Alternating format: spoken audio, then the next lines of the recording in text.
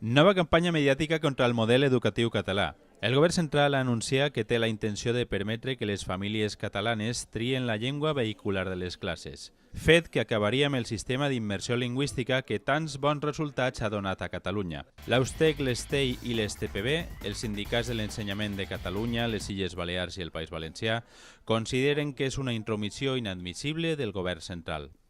És un model referent que molts països que han arribat, que tenen aquestes dues llengües, l'han pres de model i l'han implantat en els seus països precisament per això, perquè cohesiona. Ha tingut també un consens polític, social, sindical i cultural des del primer moment i per tant nosaltres donem tot el suport a la comunitat educativa de Catalunya i als centres educatius per a que continuem mantenint aquest model davant de les agressions que estan tenint des del govern espanyol. Ara mateix fer una segregació de l'alumnat simplement per la seva llengua d'origen el que comportaria seria una separació social entre dues realitats diferents.